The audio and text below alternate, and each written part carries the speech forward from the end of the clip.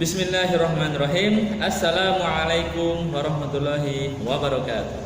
Selamat pagi teman-teman. Bagaimana kabarnya hari ini? Hari ini kita akan kembali melanjutkan pembelajaran kita masih di tema 7 ya.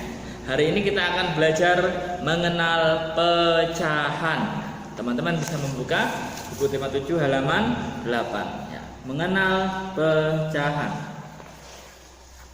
Baik, apakah yang dimaksud dengan pecahan? Pecahan adalah bilangan ya, yang jumlahnya lebih dari atau kurang dari bilangan utuh ya. Kalau selama ini kita mengenal bilangan misalnya jumlahnya 1, 2, 3, 4, 5 dan lain sebagainya. Nah, itu namanya bilangan utuh ya. Sedangkan pecahan adalah yang jumlahnya kurang dari atau lebih dari bilangan utuh. Misalnya Ustadz punya kue donat seperti di gambar buku ini ya.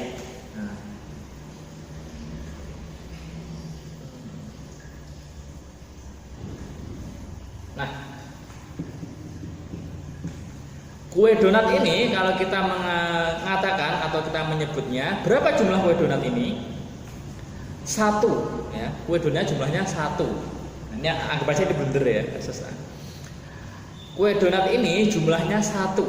Nah, kue donat yang 1 ini akan Ustadz bagi menjadi 2 bagian ya, 2 bagian.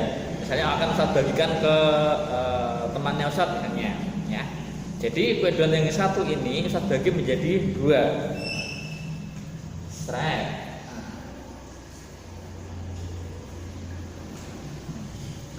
Kue donat yang semula jumlahnya 1 Ustadz bagi menjadi 2 bagian yang besarnya sama. Jadi yang kanan dan yang kiri besarnya sama. Nah, inilah yang dimaksud dengan pecahan.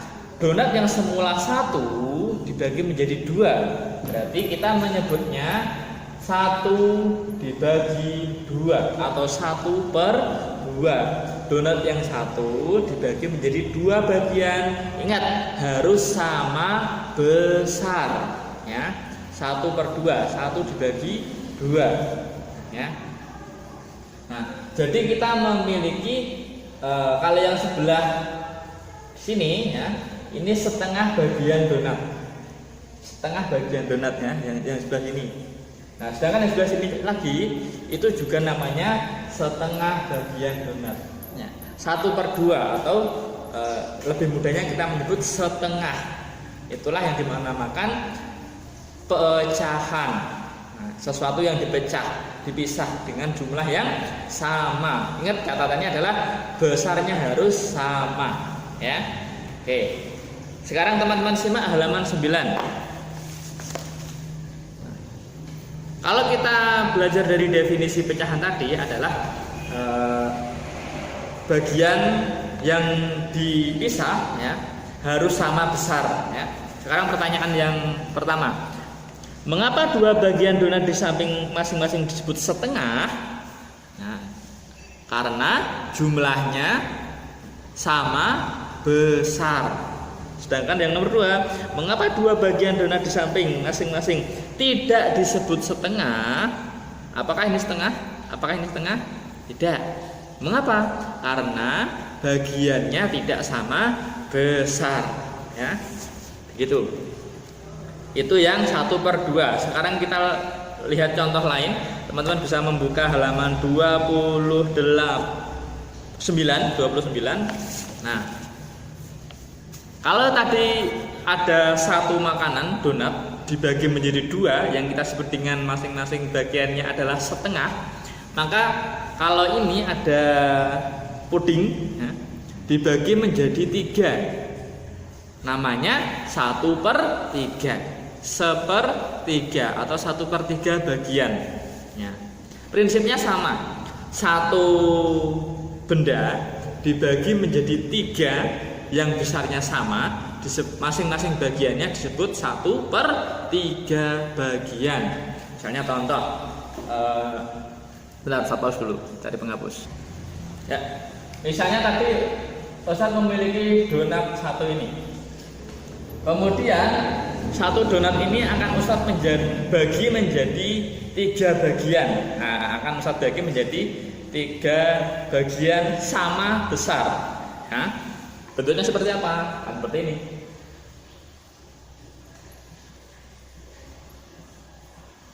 Nah, dihapus.